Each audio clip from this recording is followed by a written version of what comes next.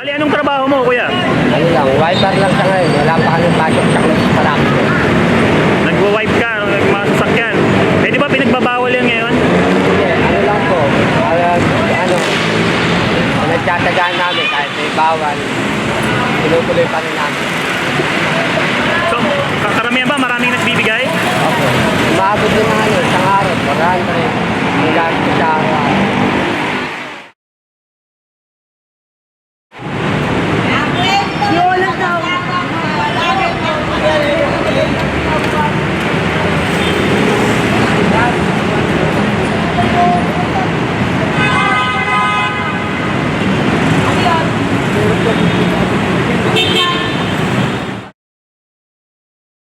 Bakit nila mo sa wifi? Ano? Kulang pa pangkain natin yan eh.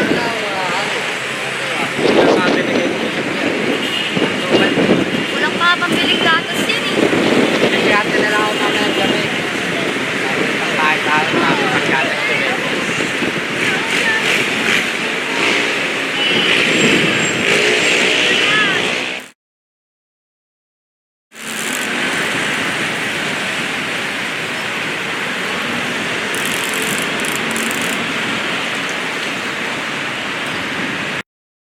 Ano nga palang pangalan mo?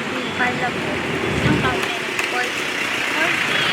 Ikaw, kuya, anong pangalan mo? Romel, Ilang taon ka na rin po? 91. So, bali mag-jowa kayo, mag-boyfriend kayo. Aling nagsasama na ba kayo? Meron na ba kayong ano? Meron na kayong anak? Meron na po. Ilang taon na? 8 months po. 8 months. So, ilang taon ka pa lang? 14, may anak ka na.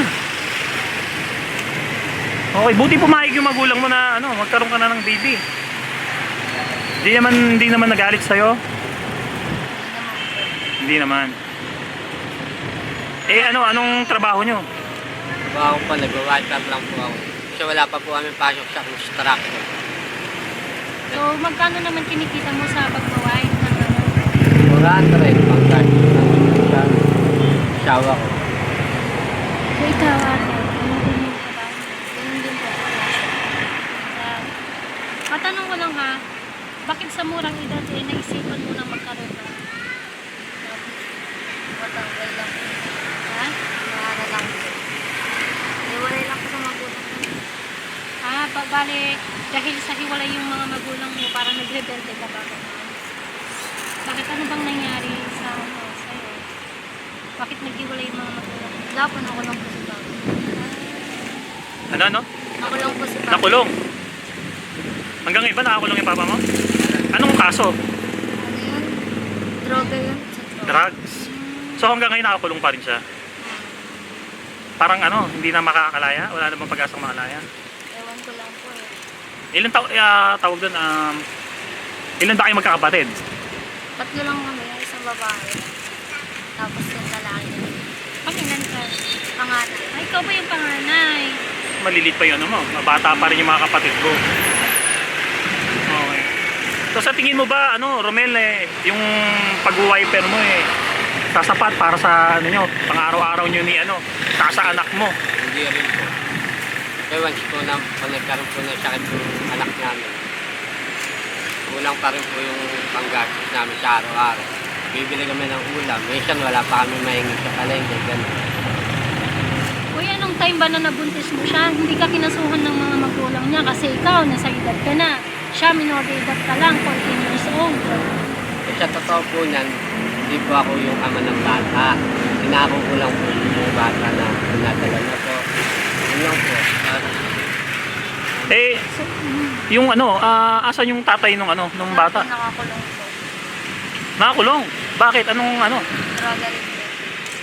Drugs din. Mga ilang taon na? Tagal-tagal na po. Eh, ilang taon na yun? 18. 18 years old. So hanggang ngayon hindi pa nakakalaya. Eh paano yan kung halimbawa na lumabas yung ano, yung tatay ng anak mo tapos balikan ka uli? Ha? Hindi ka na papayag. Bakit? Ayaw mo nang bumalik. Kaya nga nakipag-iwalay doon na si nanapin. So parang si ano na, Romel na ang sumusuporta sa'yo ngayon. Okay. Tumayong ama dun sa anak niya. Ako po yung tunay yung ama ng bata. Dahil siya wala na po silang magpapakain sa bata. Ganun po. Eh yung mga magulang mo, ano naman ang trabaho, ano? Wala rin naman po yung mga ano dyan, mga kalakal yun. So kayo na lang ang bumubuhay sa sarili nyo, ganyan. Opo, ano lang po, pagwa-wiper ko po, ano lang yung ginagawa ko araw-araw. Alam nyo ngayon sa Pilipinas, napakarami kong nakikitang matatandang puti na mas matanda pa sa lolo nyo. Holding hands sa kanilang mga chipipay na Pilipinang nobya. Yung mga Pilipinang chipipay na desperadang makaahon mula sa kahirapan at iwanan ang bansang Pilipinas. Nasaan na ang moralidad at dignidad ng mga chipipay na Pilipina na yan? Ha? Nasaan? Ibinebenta nyo ang mga puk nyo kapalit ng maliit na dolyares ng matatandang yan. Ang dami ko ring nakikitang mga chipipay na Pilipina na yapos-yapos ng kanilang nobyong Koreano. Koreano, sagot sa kahirapan. Koreano, ang pag-asa ng mga chipipay na Pilipina.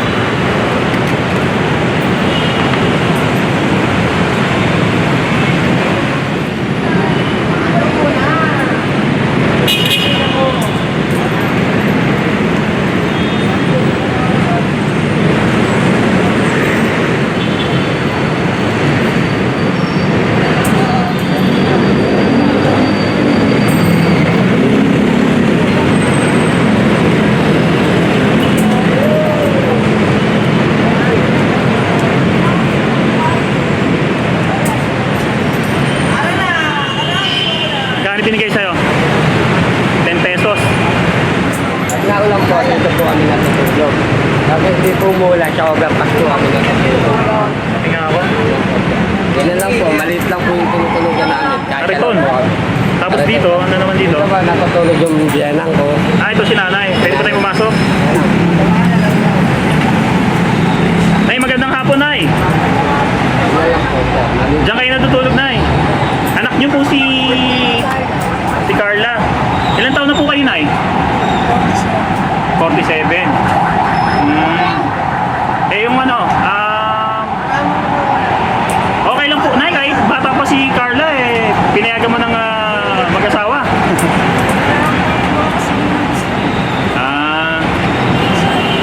Ano naman po trabaho niya, nay? Kalakal lang po. Kabuti po niyan, hindi kayo pinapaalis dito, nay. O pag pinapaalis kayo, balik na naman kayo. Ganun lang. Tapos kukunin lang yung mga gamit. Hindi po.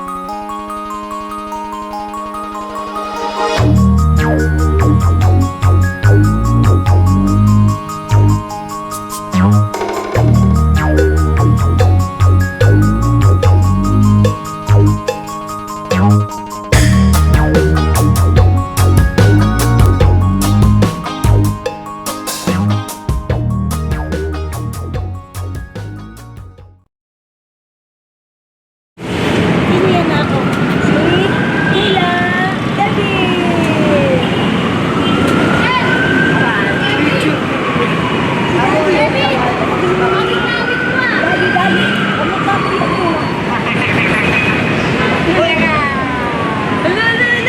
Okay naman, kumbaga hindi naman kayo naiilang na nandito yung baby nyo, ganyan. Na hindi nyo, baka magkasakit yung baby nyo kasi syempre medyo ano dito, makalat, ganyan.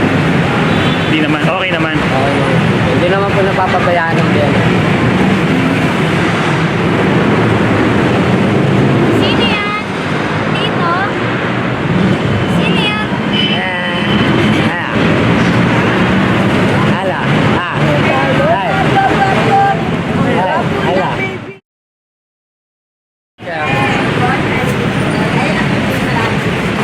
Ito po, ito lang po kami dalawang nag-asawa. Tapos pag ano po, yung baby ko po, ito po namin dinuduyan. Diyan na, okay. Ito na yung ano yun, ang naitulugan nyo na. Kulang Dito po sa lang ano? hanggang po ng gato. So, paano yung mama mo? Dito na sa ano? Kakalat ko na lang po sila natutulog. Okay. Eh, ikaw naman, ano, Carla? Hindi ka naiilang dito? Okay naman sa'yo dito? Eh, hindi ka ba naiilang? Baka paggabi, mamaya, anong mangyari sa'yo? Saka sa baby mo? Hindi naman. Hindi naman po. Masanayan ko na. Oo nga pala, eto Carla, kung nakapag-aaral ka, ano sana yung gusto mo maging? Naging teacher. Teacher? Ano ba tinapos mo? Grade 2 lang. Grade 3? Eh, ikaw, Romel? Third year. So, ano sana yung maging pangarap mo? Ako po, pangarap ko talagang mababakan na.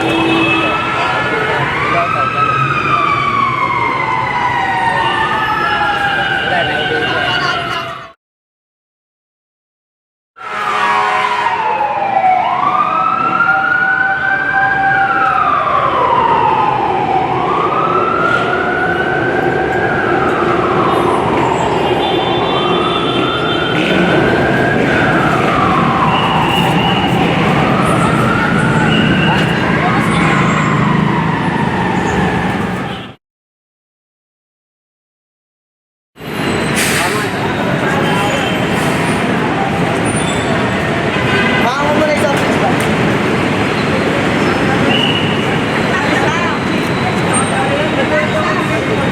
Magkano na yung kinita mo, Romel?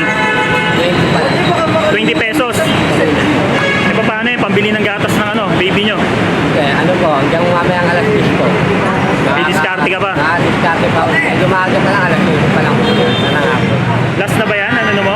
Ano? Carla?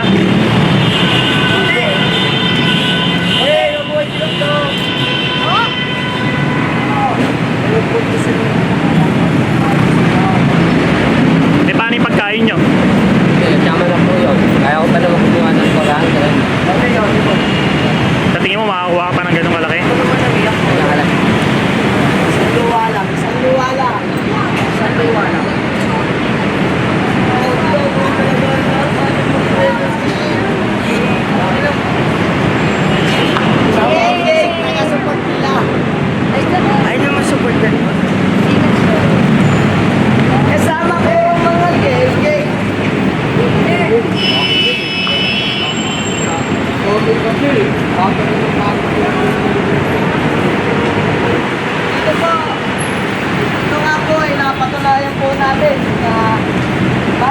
ang kalagayan ng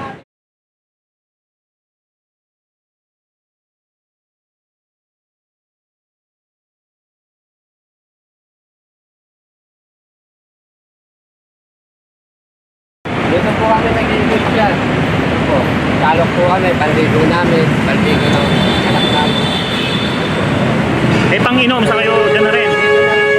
Malinis yan, malinis. Malinis po, nawasak po. Okay.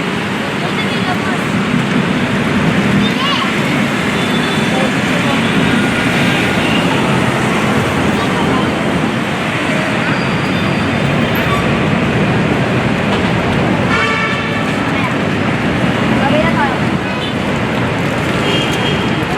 Ang sarap.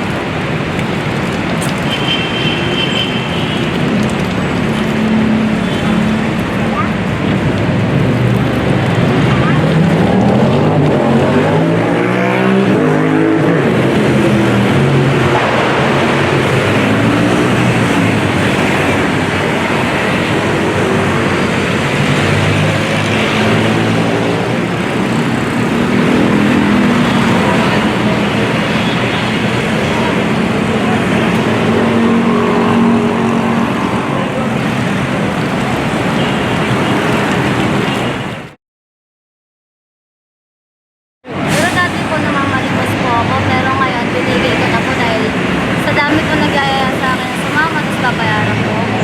So, inuukuran din nila ng pera kapalitang pagsama o makipag-sex sa kanila. Paano naman yung ginagawa mo kapag niyayaya ka? Wala po, tumatakbo po, minsan susumbong po. Ano ba, karamihan na mga matatanda ang ano? Opo. Bakit? Ano bang nangyayari? Lalapitan mo sila tapos makamalimos ka. Ganun ang ginagawa mo. So, kadalasan maraming maraming nagyayaya sa'yo. ang akala na rin nila siguro, mapipili nila yung niya, yung dignidad niya. Dahil nga sa isa siyang namamalimos nga lang yung ginagawa niya Akala siguro na mababayaran nila. Oo nga pala, homeless kayo. Tama? Bakit nawalan kayo ng bahay? Meron na po kami naupahan doon, tapos kaso nga lang, sa budget, kaya... Hindi na po sa budget. Pero ano sana yung pangarap mo, ganyan, na magkaroon kayo ng inuupahan, sariling bahay? Eh, paano kayo makakaupa? Eh, kulang naman ang kinikita ng ano mo. Depende po, magsisikap naman po kami. So ano, ayun ang hiling mo na sana magkaroon kayo ng matitira na para sa baby mo.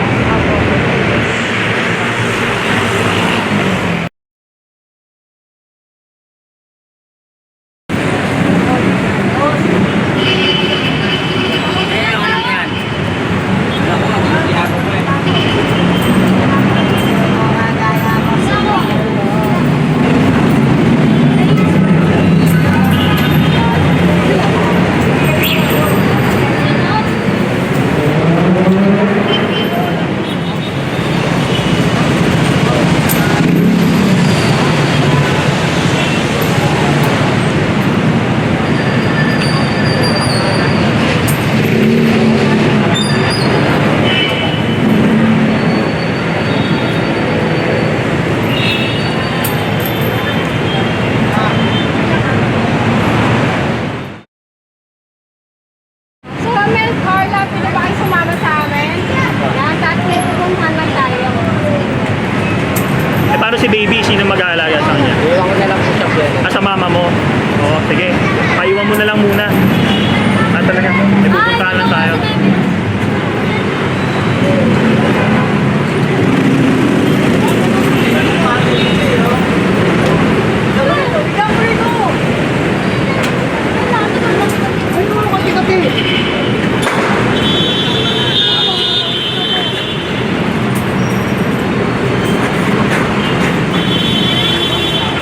Baka mo dede mo! Baka mo dede mo!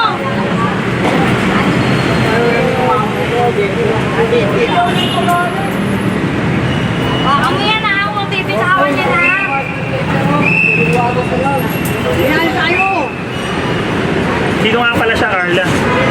Papa ko, stepfather. Ay, stepfather mo. Okay. Magandang po, hapon, sir. Ayun.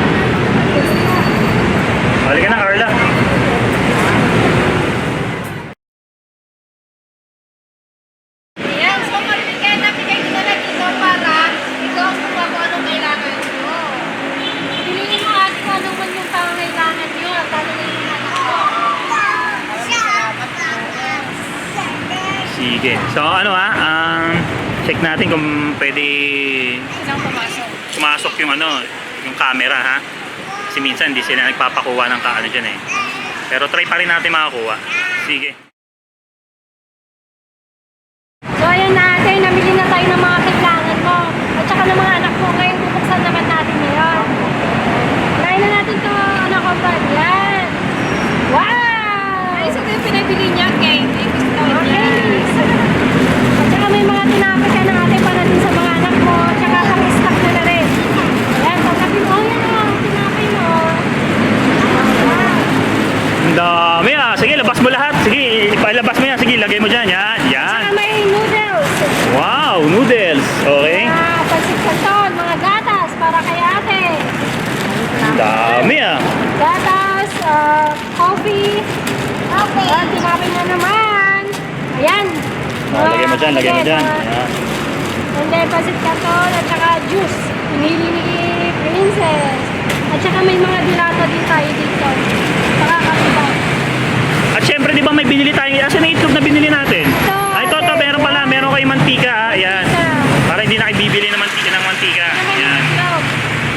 So, pinagsama-sama na kasi ng bagger, okay? Lapag mo dyan, pakilapag na lang, mga comrade. At saka ito pa, may ano din dito. Okay. Sige. Sa atin, bumili kami ng Pampers para sa anak ko. Ayan. Ayan, wow, wow, wow, wow. Wow, may school supply siya. Wow, tuwan-tuwa. Ayan, may mga chinelas din sila. Ayan, Ayan. chinelas ni nanay, chinelas ni baby girl. Ayan, sa chinelas ni Utoy. Ayan, sa dalawang chinelas yan. Saka crayons. At meron pa mga dilata din Wow. na nahalo. Pinahalong dilata siya. Sige, Oh, may mga pakilagay mo. personal hygiene dito na nilagay ng vlogger. So, ayan, shampoo natin. Baby soap. Ayan, toothbrush nila. Ayan, toothpaste. Ayan, sa bahay, software natin ha. Powder. Ayan, sa panlabas. Ayan, at mayroong bar. Ayan natin. Yes. Si kanina nagre-request ng juice daw eh. Ayan, may juice ka na ha. Ayan, tsaka may chinelas na siya oh. Sinukat niya na oh. Wow! Oy, tuwan-tuwa. May chinelas na siya. Actually, dalawa yan eh. Kay Ayan, ayan. Ayan yung isa, no? Ay, ito, bigay mo sa kanya yan. Para kayo. Eh, may extra ka pa, ha? Ano pangalan nito? Princess. Si Princess. Yan, may extra pa siya. Oh, chinelas pa, oh.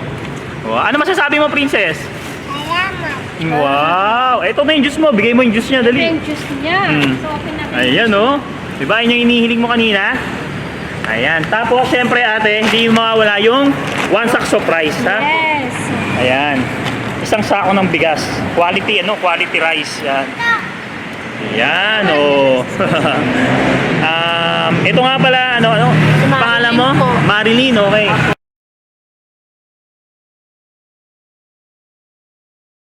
At galing to kay Sir Mark. Sir, Mark. Oo, tsaka sa ating contributors. Okay? Sige.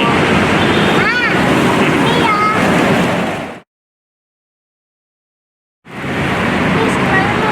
Marunong ka mag-describe. Wala ka nga raw. Ayan. Okay. Oops. Ayan. Follow mo to. Follow mo. Hindi mo lang. Ayan. Hindi kayo siya nakakapag-aaral, comrade. Ayan, ganyan. Oh, dahan-dahan. Oh, yes. Oh, ito pa kasi sa... Okay. Ayan, ganyan lang, ganyan.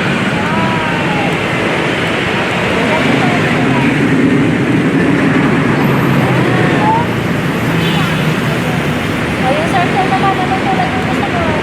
Circle, nakapapa. Ayun pa, meron pa siyang isang extra, Ngayon mo, susubukan. chinelas. Yan. Papatry mo nga sa kanya yan para babalik natin kung hindi magkakasya. Yan, para may extra siya. Yan. Uy, sakto. Gondo-gondo. Okay ba? Ha? Ayos. Ha? Ano sasabihin mo? Ayan, dalawa na yung chinelas niya. Oh. Bago mo yung isa para pag nasira yan, magagamitin. Yeah, maganda rin ang presyo eh. Mall kasi. Ayan.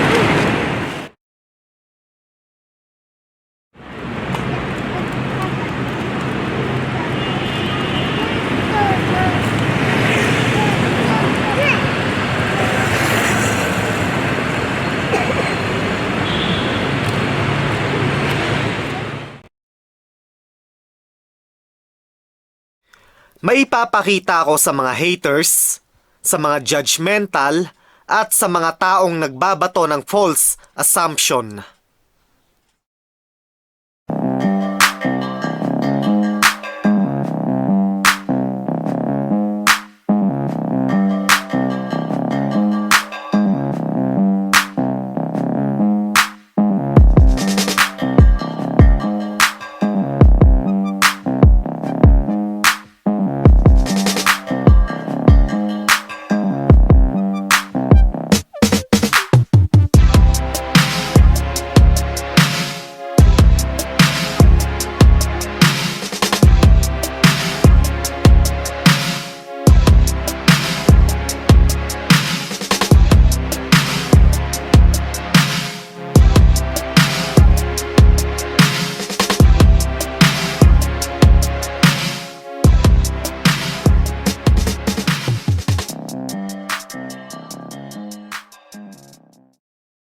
So ano, nakita nyo?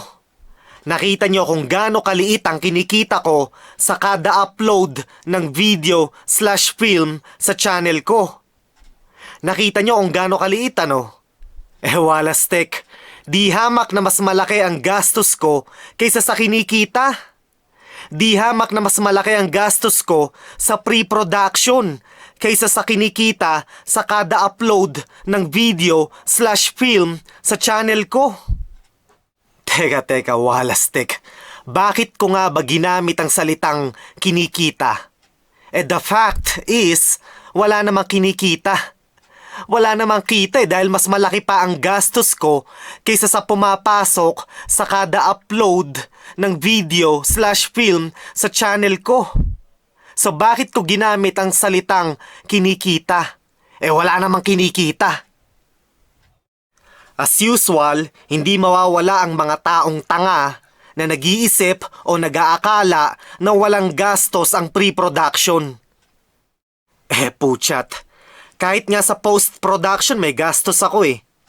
May gastos na ako sa pre-production, may gastos pa sa post-production. Yung napakaliit na kinikita nitong channel na to, ginagamit ko rin naman sa pre-production at post-production ng mga gastusin.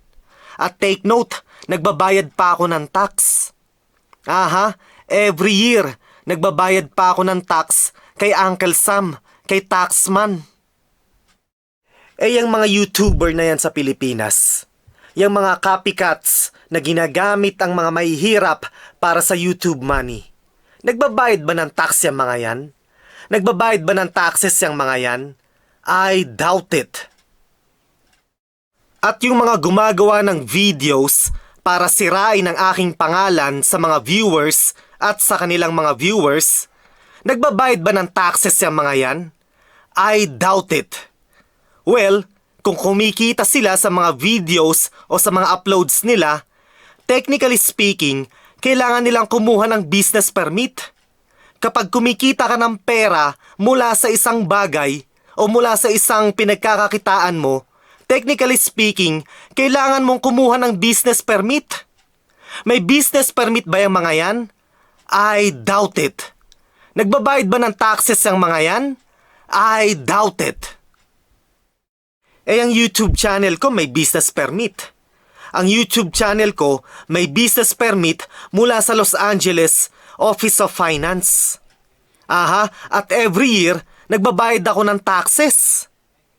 Take note nagbabayad ako ng taxes every year at every year din, rine-renew ko ang business permit ko.